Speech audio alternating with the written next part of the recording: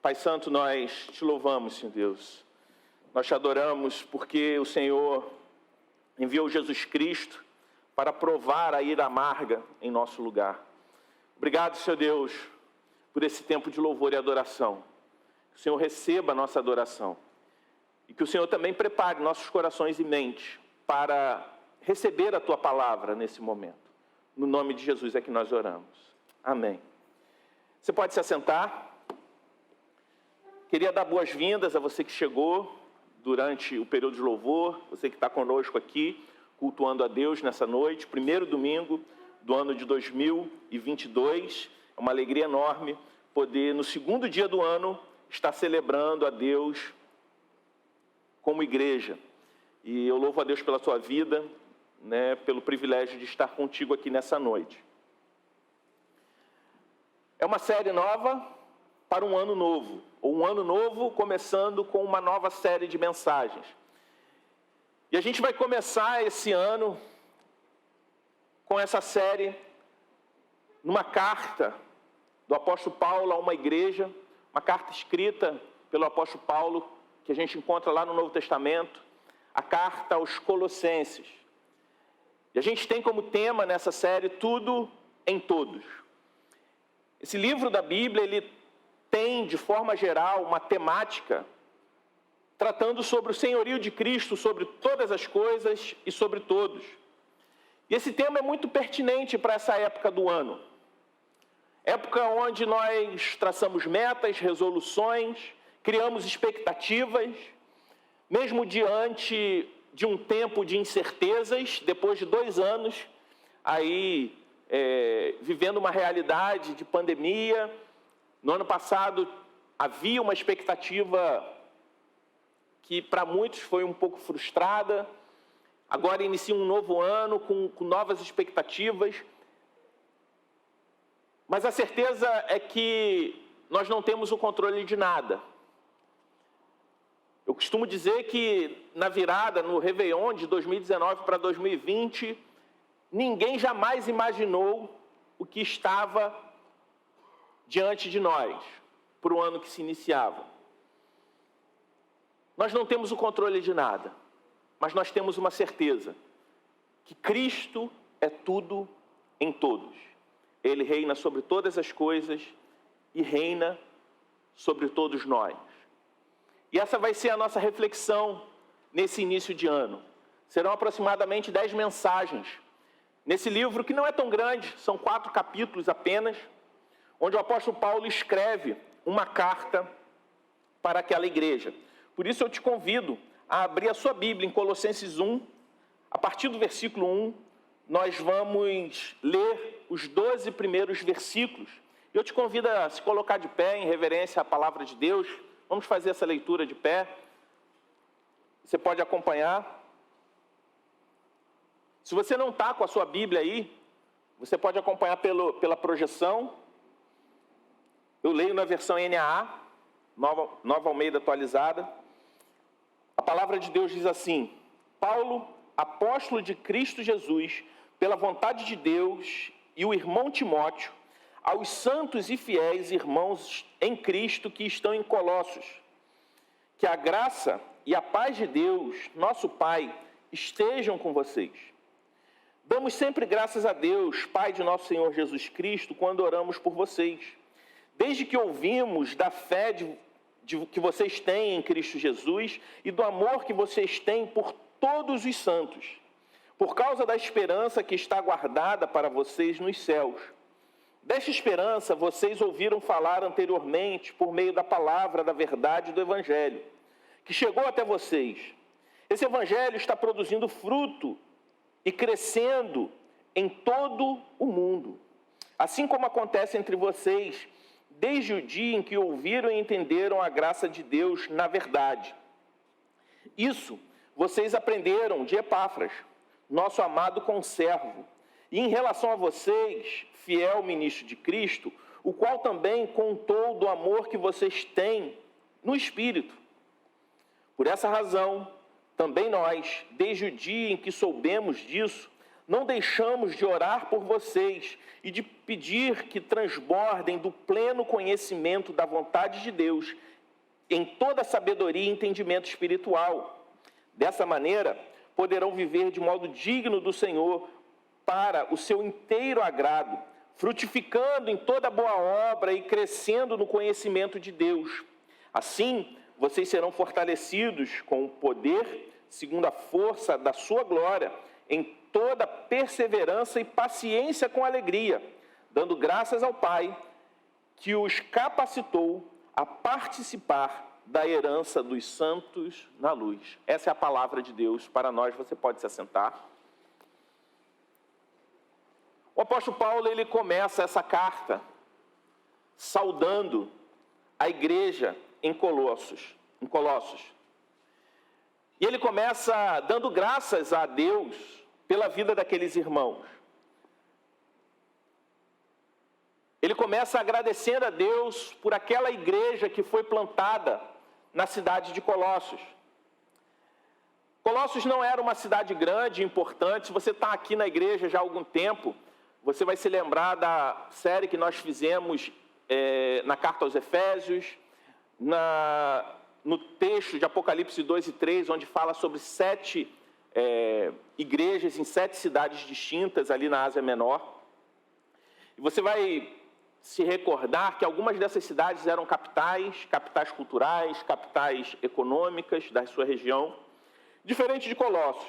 Naquele momento onde o apóstolo Paulo escreve essa carta, Colossos não era importante como Éfeso, por exemplo, muito menos como Roma.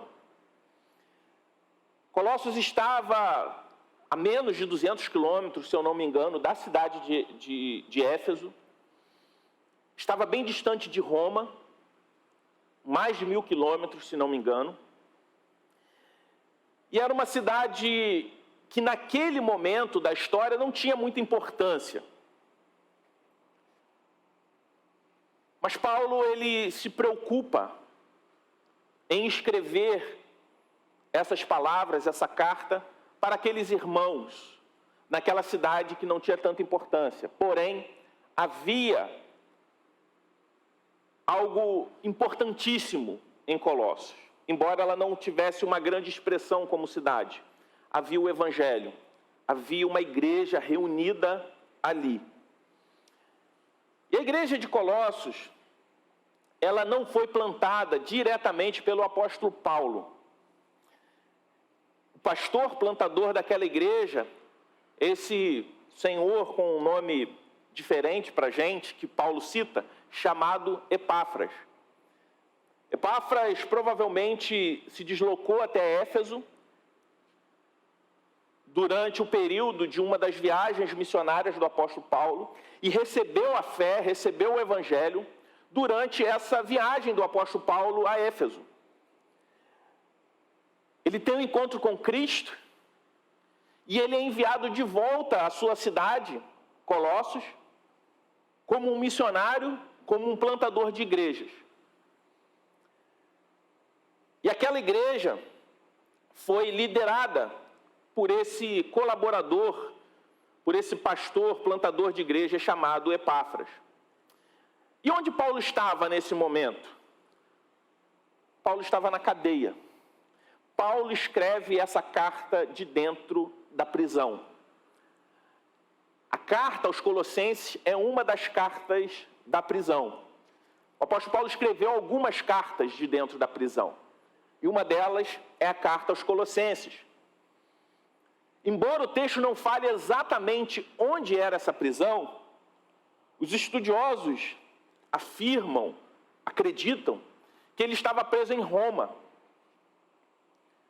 E Epáfras sai de Éfeso, faz uma longa viagem, sobretudo numa época que não tinha avião, carro, nada disso, até Roma, para visitar o seu mentor, o seu pai na fé, o apóstolo Paulo.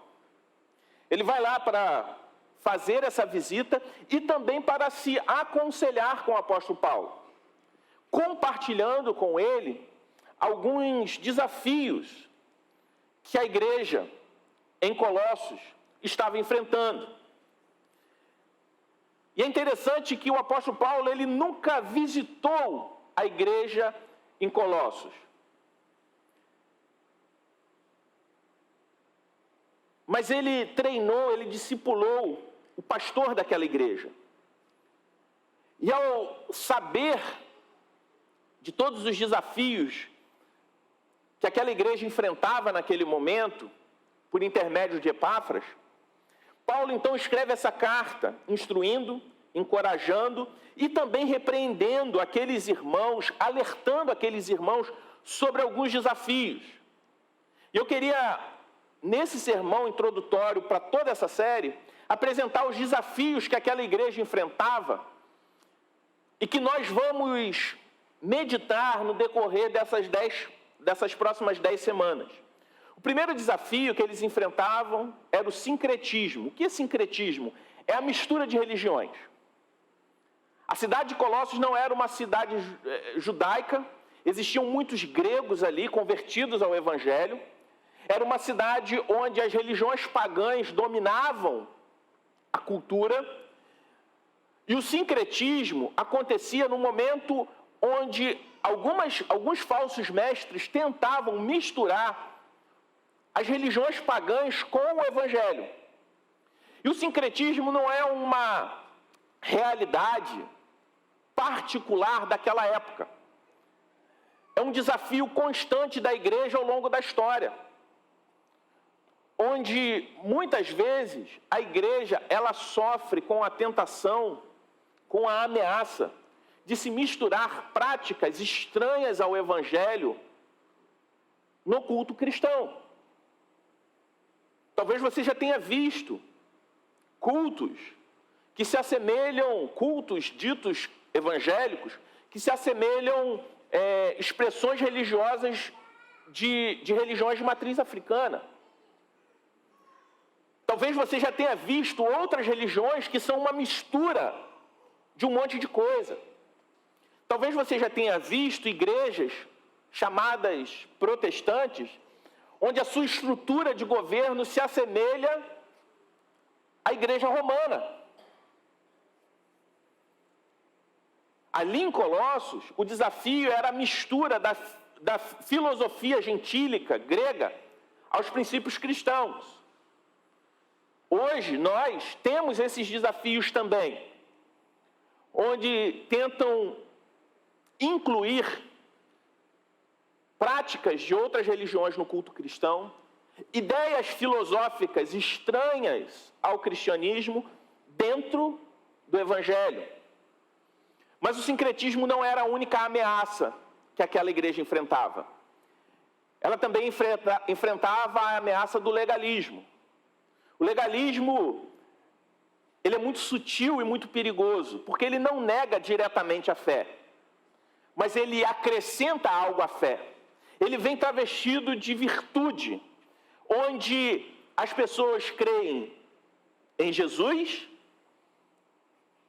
mas sempre tentam acrescentar mais alguma coisa. É aquela fé onde o meu esforço moral, ele acrescenta na minha salvação. Onde o meu esforço religioso, o meu desempenho pessoal acrescenta e contribui com a salvação. Eu não estou falando que compromisso religioso, vamos dizer assim, e esforço moral não fazem parte, mas isso é resultado da salvação e não meio para a salvação. E o problema do legalismo é que, embora não pareça, mas ele é uma total falta de confiança em Cristo. Porque eu não creio em Cristo somente, eu creio em Cristo e mais alguma coisa. Mas ou eu creio em Cristo somente, ou eu não creio em Cristo. Essa é a verdade. Por isso o apóstolo Paulo escreve essa carta também. Existia o desafio dos diversos Cristos, que eram distorções ou diminuições a respeito de quem Cristo é. E é interessante que a gente vê isso também nos dias de hoje. Para muitos, Jesus foi apenas um grande pacificador. Para outros, um grande líder político. Para outros, alguém que expressou uma moral ilibada, bons costumes e combateu o pecado. Para outros, um grande mestre, a pessoa mais sábia que já existiu. Existem até livros de autoajuda que exaltam algumas características de Jesus. Para outros, ele foi um revolucionário. Embora haja verdade em cada uma dessas figuras de Cristo, elas não são verdadeiras porque elas são incompletas. Ou eu creio em Cristo todo, ou eu não creio em Cristo. Diminuir a Cristo, crer nele parcialmente, é uma forma de não crer nele. Porque além de ter sido alguém que de fato pregou a paz, que se compadeceu de pessoas injustiçadas, marginalizadas, embora ele tenha falado, combatido o pecado, a hipocrisia, a licenciosidade, o legalismo, ele é muito mais do que alguém que trouxe esses ensinos. Ele é o Filho de Deus que morreu por nós. Mas aquela igreja também sofria com a ameaça do pragmatismo, que é quando eu me guio pelo que funciona e não pelo que é certo e pelo que é errado. O certo é o que funciona. E como o pragmatismo ameaça, ainda nos dias de hoje, a tentação que temos de sermos pragmáticos. E uma última ameaça eram relacionamentos mundanos. Eu não estou falando de relacionamento com mundanos, mas relacionamento mundanos. Eu não estou falando de um ascetismo, de eu não me relaciono com pessoas que não compactuam, que não comungam da mesma fé que a minha. Eu estou falando de me relacionar com o outro de forma mundana. A Bíblia não nos ensina, nos convida a um ascetismo, de viver isolado do mundo. O que a Bíblia nos fala é que Deus nos livra do mundo, mesmo a gente estando no mundo. A gente é livre do mal que o mundo oferece. Mas como dizia Charles Spurgeon, todo cristão, ou ele é um missionário ou ele é um impostor. Então o mundo é o nosso campo missionário, nós estamos inseridos nele. Mas eu estou falando de relacionamento mundano, a forma como eu me relaciono com os meus irmãos na fé e com aqueles que são de fora. Se relacionar com os outros sob uma perspectiva mundana, seja família, sociedade, igreja, trabalho, onde o que pauta o meu relacionamento é o interesse, onde eu lido com o meu casamento a partir de uma perspectiva que a sociedade atual tem em relação ao casamento e não o que a palavra de Deus diz, onde eu valorizo as pessoas pelo que elas têm. Isso é se relacionar de forma mundana. Independente se eu estou me relacionando com o meu irmão na fé ou com o meu colega de trabalho que ainda não conheceu o Evangelho. E Paulo escreve essa carta para encorajar e também advertir aqueles irmãos sobre pelo menos 5 desafios que eu consegui identificar aqui na carta. E Paulo começa a carta apresentando as suas credenciais. É interessante que ele fala: Paulo, apóstolo de Cristo, não pela minha vontade, mas pela vontade de Deus. Ao mesmo tempo que ele se afirma como apóstolo, ele demonstra humildade, reconhecendo que esse título e essa função que ele desempenha para a igreja não era algo que ele buscou, não era algo fruto da sua própria vontade, mas fruto da vontade de Deus, um chamado direto de Deus para ele, reconhecendo que ele foi comissionado diretamente por Cristo. E por isso, mesmo não sendo plantador, ele se afirma como essa pessoa, reconhecendo inclusive a sua autoridade sobre aquela igreja, mesmo entendendo que Epáfras foi o instrumento de Deus, o colaborador, que colocou a mão na massa, que foi o plantador daquela igreja. Paulo ele é o último apóstolo, propriamente dito. O ministério apostólico de plantação de igrejas, ele continua, mas os apóstolos, Paulo foi o último, porque ele foi o último comissionado diretamente por Cristo, em uma viagem que ele fazia na estrada de Damasco. Ele foi o último comissionado especificamente para receber esse título. Paulo, ele, ao mesmo tempo que ele tinha teve o privilégio de ser o último apóstolo, o último comissionado diretamente por Deus para essa função, ele demonstra humildade. Ele reconhece que, apesar dele ser o apóstolo, ele reconhece a importância de Timóteo, no início da carta, quando ele diz que ele escreve essa carta ao lado de Timóteo, reconhecendo a importância de Timóteo para o seu ministério, e reconhecendo também Epáfras, que de fato é o pastor plantador daquela igreja, que semeou o evangelho na vida daqueles irmãos que eram os destinatários daquela carta. E Paulo ele não exalta somente as suas credenciais, mas ele reconhece também as credenciais daquela igreja, quando ele se dirige àqueles irmãos como santos e fiéis. Quando Paulo faz essa referência àquela igreja, ele não está falando que aqueles irmãos eram santos no sentido distorcido que às vezes a gente tem dessa palavra, como se aquelas pessoas fossem pessoas perfeitas. O que Paulo está falando é que os reconhece como santos porque agora eles eram separados. É isso que a palavra santo quer dizer. Eles não mais serviam a muitos deuses do paganismo. Eles agora eram fiéis, como o próprio apóstolo Paulo fala, a um único e verdadeiro Deus. Aqueles irmãos se tornam fiéis porque agora foram adotados por Deus através de Jesus Cristo. E Paulo faz um alerta àqueles irmãos diante das ameaças que aqueles irmãos enfrentavam. E ele diz o seguinte, ele faz uma afirmação óbvia, mas que precisa ser repetida constantemente também por nós. Voltem à verdade do Evangelho. É uma afirmação óbvia, mas que facilmente a gente se esquece. Nós precisamos nos lembrar diariamente que precisamos estar firmes na verdade do Evangelho. Só se combate mentiras, enganos como esse, com a verdade.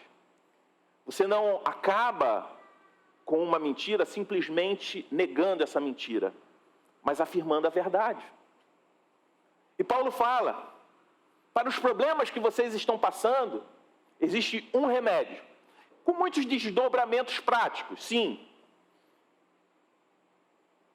Mas a raiz, o remédio, é voltem à verdade do Evangelho. Quantas igrejas, quantos cristãos andam perdidos, embora não estejam negando a Cristo, mas estejam vivendo uma grande confusão em suas vidas, porque simplesmente perderam a verdade do Evangelho na sua essência.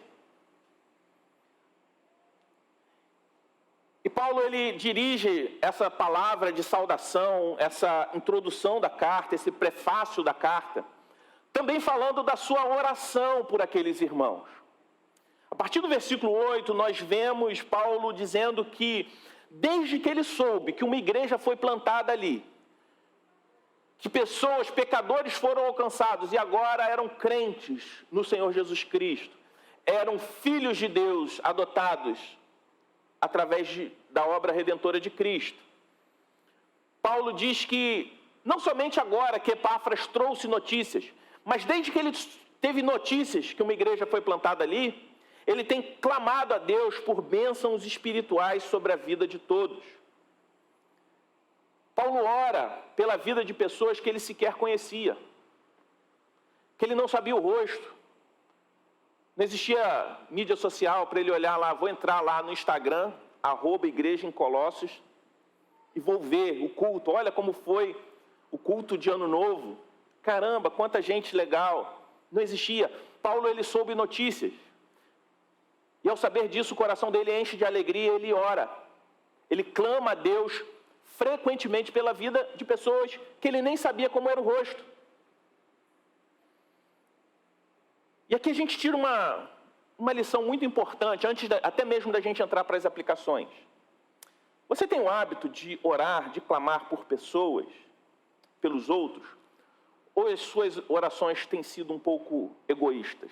Você tem orado só por você? Você tem orado, além da sua família, você tem orado pelos seus irmãos em Cristo? Você tem o hábito de orar pela sua igreja? E digo mais, você tem o hábito de orar pelos seus irmãos na fé que você nem conhece? Essa semana nós recebemos muitas notícias vindas da Bahia, onde o povo tem sofrido ali com alagamento, com enchente. Quantas vezes nós temos orado, sabendo que existem irmãos nossos ali sofrendo? Não que a gente não deva orar também por aqueles que não são crentes, que estão lá. Devemos sim clamar por todos. Mas quantas vezes você parou para pensar que tem irmãos na mesma proporção que você tem de entendimento que Deus é seu Pai, os crentes que estão lá são seus irmãos. Quantas vezes nós oramos pelos nossos irmãos que perderam entes queridos, que perderam suas casas? É um exercício para nós. Foi o que me veio à mente quando eu estava escrevendo o sermão dessa semana. Quando eu vi Paulo falando que desde que soube que tinha uma igreja ali, ele orava por aqueles irmãos. Eu pensei, caramba, será que eu orei especificamente para Deus fortalecer os meus irmãos na fé que estão lá? As igrejas que estão ali, para que elas sejam um instrumento, uma expressão da graça de Deus para aquele povo que sofre? Ou será que eu gastei tempo nas redes sociais discutindo sobre ajuda, se vem ajuda da Argentina, se não vem? Já percebeu o quanto que a gente gasta tempo mais com discussões inúteis do que fazendo aquilo que nós, como cristãos, devemos mesmo fazer? Eu não estou falando que a gente deve se abster de ter um pensamento crítico a respeito dessas coisas. Mas quantas vezes a gente abre mão daquilo que é prioritário? Porque quem ora é o povo de Deus. Oração é coisa de cristão e não de pagão. Nesse sentido, Paulo ele ora com alguns propósitos. Ele fala que aqueles irmãos, ele orava para que aqueles irmãos fossem cheios do conhecimento de Deus, para que eles vivessem de forma digna do Evangelho, que eles fossem fortalecidos espiritualmente e que eles tivessem uma vida espiritual frutífera. Na oração que Paulo faz, vemos também que é através desse relacionamento que nós temos com o Senhor, que nós somos capacitados a enfrentar todos os desafios da vida. Quando ele diz que ele ora para que eles sejam fortalecidos espiritualmente, para que eles sejam cheios de quê? De paciência. É o que nós conhecemos quando a gente olha para o fruto do Espírito, um dos aspectos desse fruto, que é longanimidade. É a paciência com situações difíceis e também com pessoas difíceis.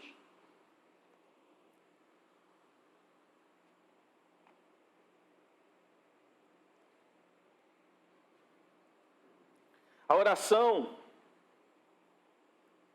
nos leva à gratidão. A gratidão a Deus, antes de tudo, pela riqueza futura que está reservada a cada um de nós, mesmo que hoje eu esteja diante de uma grande pobreza. Eu não falo de pobreza somente do sentido material, mas a pobreza em todos os sentidos. Habitamos em um corpo pobre, sujeito a doenças. De uma hora para outra pode surgir alguma coisa e a gente, mesmo possuindo muitas riquezas, qualquer riqueza desse mundo ela é pobre. Porque de uma hora para outra ela pode acabar. E às vezes nós buscamos nos alegrar nas riquezas do presente tempo e nos esquecemos de sermos gratos pela riqueza futura que já é garantida a nós em Cristo Jesus.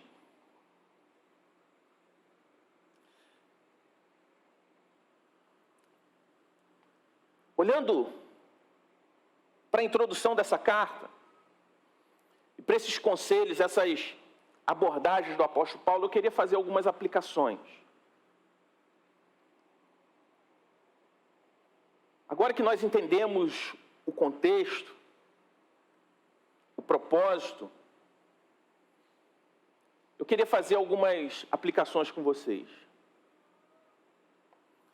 A primeira delas é que a missão de Deus, ela está além da nossa comunidade local.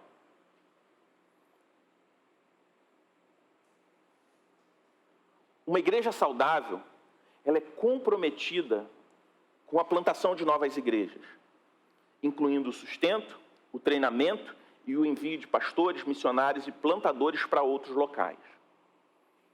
A carta aos Colossenses só existe, e é uma lição preciosa para nós, porque o ministério do apóstolo Paulo, ali em Éfeso, provavelmente em Éfeso, era um ministério comprometido não somente com a cidade de Éfeso, mas com a evangelização de outros povos.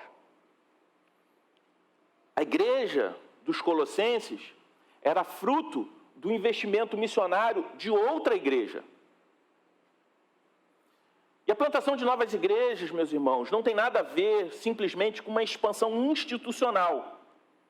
Até porque quando a gente olha para a palavra de Deus, a gente vê que cada igreja ela precisa ser autônoma na sua liderança, elegendo presbíteros, diáconos, para dirigir espiritualmente aquela igreja. Mas, ao mesmo tempo, essas igrejas elas são ligadas num sistema de cooperação.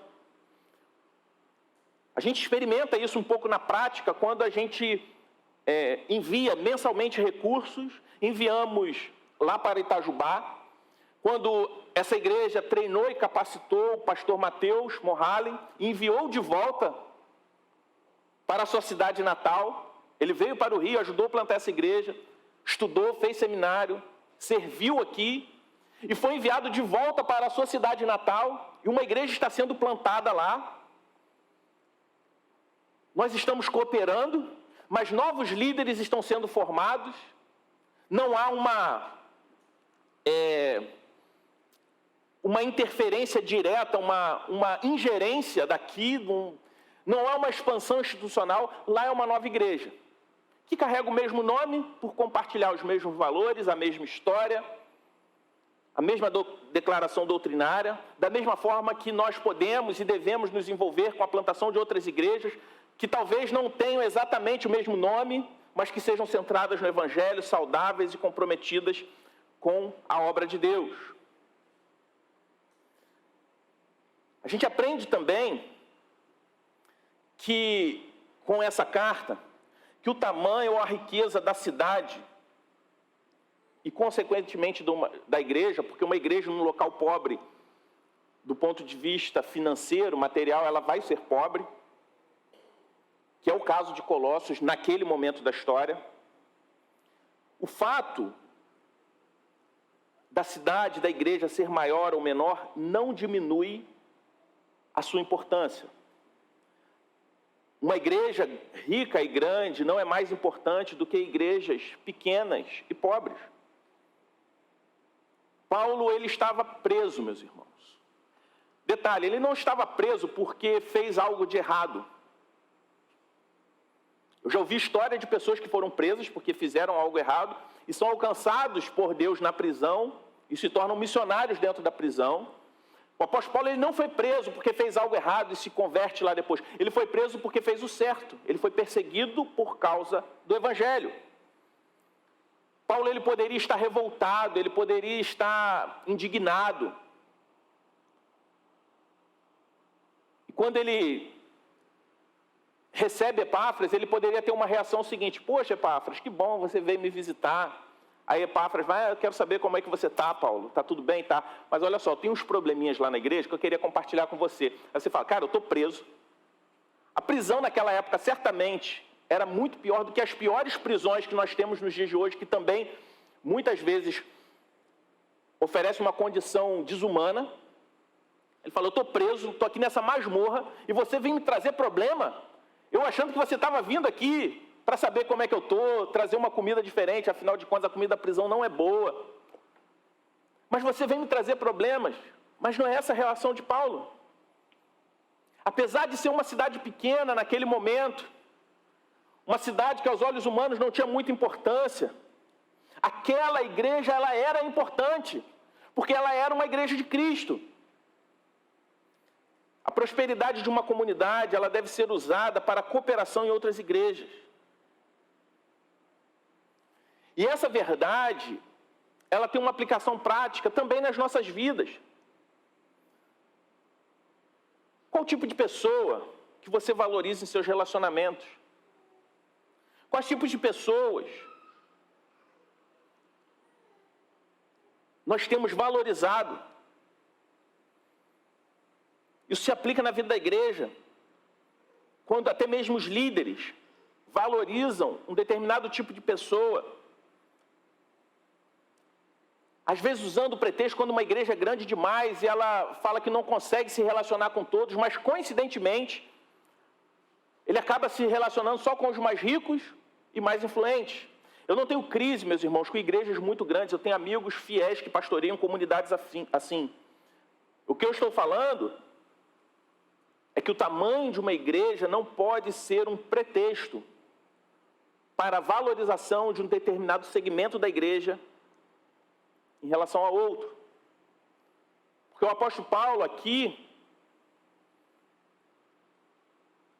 ele falou assim para Epáfras, poxa Epáfras, se você tivesse me trazendo uma demanda da igreja em Roma, tudo bem, mas lá de Colossos, pelo amor de Deus, eu estou aqui preso. Não, ele não faz isso. Ele dedica tempo.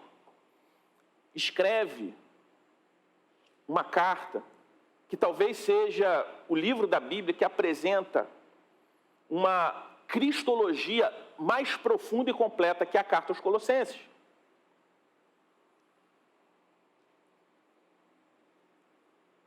A segunda aplicação, além dessa questão da missão de Deus estar além da nossa comunidade local, e Paulo mesmo preso, ele entende o seu compromisso com essa outra comunidade de fé, que nem foi ele o pastor dessa igreja. A segunda aplicação é que nenhum problema individual justifica indiferença com o problema do próximo. Paulo estava preso, e as prisões, como eu disse, daquela época eram terríveis. Paulo preso injustamente, preso por fazer o bem, por ser fiel a Deus. E talvez a teologia contemporânea, se é que a gente pode chamar de teologia, poderia levar Paulo a pensar, o que eu fiz de errado? Como se fazer o que é certo necessariamente tenha que resultar em sucesso. Como se obediência tivesse como resposta sempre prosperidade. Paulo foi fiel. E o seu prêmio foi a prisão. Ele poderia estar indignado, revoltado, sem tempo para se preocupar com a igreja em Colossos. Pessoas que ele nem sequer conhecia. Ele poderia pensar, eu estou aqui preso, como posso me preocupar com essas heresiazinhas que estão ali em volta da igreja? Epáfras que lute. Isso aí é demanda dele. Mas não é assim que Paulo reage. Ele dá a devida atenção em suas orações por aqueles irmãos. Ele dedica tempo escrevendo aquela carta. E a oração de Paulo revela as prioridades que aquela igreja precisava. As nossas orações também revelam as nossas prioridades. Paulo poderia dedicar a oração somente pedindo liberdade, livramento, justiça, talvez até mesmo clamando por vingança, diante de uma prisão tão injusta. Mas Paulo aqui ele diz que ele intercede pelos irmãos em Colossos, para que eles sejam fortalecidos espiritualmente, dando graças pelo evangelho que chegou até ele. Paulo ora e ele age, escrevendo essa carta. Talvez você pense, ele só escreveu uma carta. ele fez o que era possível diante da situação que ele enfrentava. Ele não tinha liberdade de ir até Colossos. Paulo age dentro daquilo que ele poderia fazer. Ele dedica tempo escrevendo aquela carta. Diante daquela circunstância, ele dá o seu melhor. E essa aplicação eu gostaria de levar você à reflexão. Quantas vezes você usa como justificativo os seus problemas para deixar de servir os seus irmãos na fé? Não quero nem entrar no mérito em falar de irmãos desconhecidos, como era o caso dos colossenses em relação a Paulo. Quantas vezes nós usamos os nossos problemas como justificativa para não servir os nossos irmãos? Pior, às vezes nós nem usamos os nossos problemas como justificativas, mas os nossos gostos, o nosso conforto, as nossas demandas, como nós ouvimos no louvor aqui, e Otávio ministrou para nós, naquele canto que a gente falou, renunciar, dependendo completamente em Deus, renunciando nossas vontades, servindo a Deus através do serviço ao próximo. Quantas vezes nós negligenciamos o serviço dos nossos dons e talentos para a glória de Deus, usando como justificativa problemas e pior, muitas vezes nem são problemas, apenas demandas. 3. Terceira aplicação que a gente encontra nessa introdução da carta. Se perdemos o Evangelho, perdemos tudo. Paulo começa aquela carta falando, voltem à verdade do Evangelho. Paulo sabia onde estava a sua fé. E apesar da prisão, ele depositava a sua esperança na eternidade. Mas ao receber a notícia, através de Epáfras, das ameaças que aquela igreja sofria, ele se compadece. E por que ele se compadece? Porque ele sabia que o Evangelho estava sendo atacado no seio daquela igreja. Que os irmãos, os colossenses, embora estivessem livres, estavam correndo o risco de perder aquilo que era mais precioso, o Evangelho puro e verdadeiro de Jesus Cristo. E a gente precisa ter isso em mente. A gente não sabe ainda quais perdas teremos durante o ano de 2022, mas certamente teremos. Pedimos para que elas sejam irrelevantes. Sabemos também que teremos ganhos, glória a Deus por isso. Mas quando a gente olha para a introdução dessa carta, a gente precisa descansar e se deleitar em Deus por isso. Porque a despeito de qualquer perda que eu e você possamos ter, o mais importante que nós temos, o tesouro da igreja, é o Evangelho. O tesouro do povo de Deus é o Evangelho. É ele que nós não podemos perder. Porque quando a gente perde ele, a gente perde tudo. Mas quando nós temos o Evangelho, mesmo que a gente perca qualquer coisa, é ele que nos ajuda a reagir de uma forma diferente diante dessa perda. O que nos define, meus irmãos, não são as perdas que temos, mas a forma como nós reagimos a essas perdas. O que nos define não são os problemas, os traumas que nós passamos, mas a forma como nós reagimos. Porque nós teremos perdas, teremos problemas. Não adianta a gente tentar se iludir achando que a gente não vai passar por provações. Passaremos sim. Mas nós temos o Evangelho de Jesus Cristo. E esse nós não podemos perder. Quarta e última aplicação que eu vejo aqui, nesses 12 primeiros versículos, é a oração. Paulo intercede pelos colossenses. Mas certamente essa oração reflete no tipo de petição que fazemos pelos outros e também por nós. Aí a pergunta que eu te faço, sobretudo hoje, dia 2 de janeiro, início de 2022, O que você pediu a Deus nessa virada de ano? Pediu um novo emprego? Os solteiros pediram um casamento?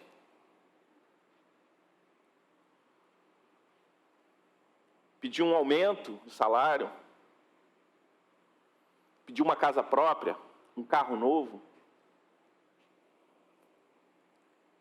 Não há nada de errado em pedir todas essas coisas. Pelo contrário, a Bíblia fala que nós devemos pedir a Deus mesmo. Apresentar a Ele todas as nossas demandas, sim. Mas quando a gente olha para essa oração de Paulo, pedindo, intercedendo por aqueles irmãos, e normalmente a gente pede pelas pessoas que nós amamos aquilo que a gente pede para a gente também. Quantas vezes quantos de nós, não quero que você... Estou fazendo uma pergunta aqui, mas não é para você levantar a mão. Mas quem aqui pediu, Senhor, que em 2022 eu possa conhecer mais o Senhor? 2022 eu quero ler mais a Bíblia. Eu quero frequentar a escola bíblica. Eu quero conhecer mais o Senhor. Quem aqui, na virada de ano, orou pedindo, Senhor, que em 2022 eu viva de forma mais digna do Evangelho. Eu quero ser uma testemunha viva do seu Filho Jesus Cristo. Ao invés de simplesmente orar pedindo para ser uma versão melhor de si. Não, eu quero ser como Jesus. Eu quero me parecer com teu Filho. Quantos de nós oramos na virada desse ano pedindo, Senhor, eu quero ser fortalecido espiritualmente em 2022. Eu quero ser mais paciente, menos ansioso. Quero ser mais longânimo com as pessoas difíceis que eu convivo. Não simplesmente pedir para que o Senhor elimine essas pessoas da minha vida, mas eu quero ser mais longânimo, mais paciente com elas. E por fim, quantos de nós, na virada de ano, pedimos, Senhor, em 2022 eu quero ter uma vida mais frutífera espiritualmente. Quero servir mais a tua obra, colocando meus talentos, meus dons a seu serviço, trabalhando mais para o teu reino. Senhor, eu quero ser mais frutífero, eu quero evangelizar mais. Eu quero ver a conversão daquele meu amigo, daquele meu parente que anda em trevas. Observe, não há nada de errado com as outras demandas que eu falei. Os solteiros querendo um casamento, que mora de aluguel uma casa própria, o que está com emprego ruim, um emprego melhor, o que está com emprego bom, mas está ganhando pouco, um aumento, o que está desempregado, um trabalho. Não há nada de errado, pelo contrário, peçam ao Senhor. Ele é o seu Pai. Tudo vem dele. Mas quantas vezes essas demandas sufocam a nossa oração e a gente se esquece de pedir por fortalecimento espiritual, conhecimento e sabedoria de Deus, uma vida espiritual frutífera e viver de uma forma digna do Evangelho, ter uma vida que se parece com a vida de Jesus.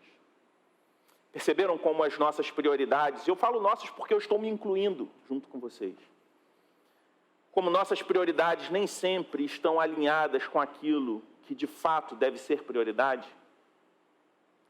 Para concluir, eu gostaria de te dizer o seguinte: a carta aos Colossenses, na sua introdução, já demonstra de forma prática o que é ter uma vida centrada em Jesus, uma vida governada inteiramente por Ele, daquele que é tudo em todos.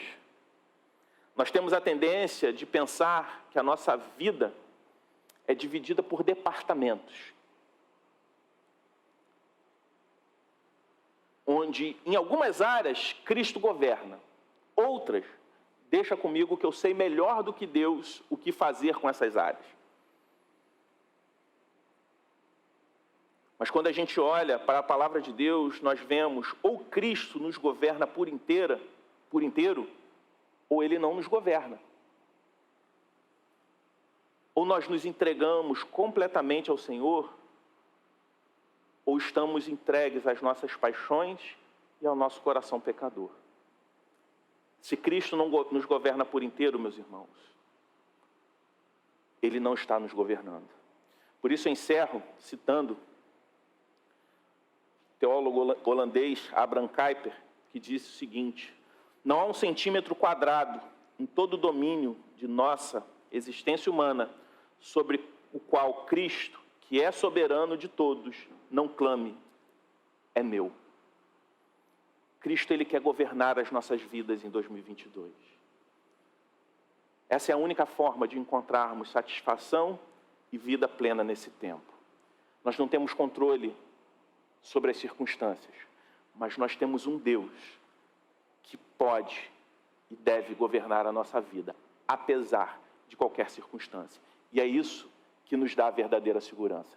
Não é a certeza que teremos um ano fácil ou difícil, porque o que determina se vai ser fácil ou difícil não é a circunstância, porque isso a gente não tem controle absolutamente nenhum. O que nos dá segurança é quem está nos sustentando. Vamos orar? Pai querido, nós te louvamos, Senhor Deus, porque o Senhor é bom e o Senhor governa sobre tudo e sobre todos. Que o Senhor possa falar aos nossos corações.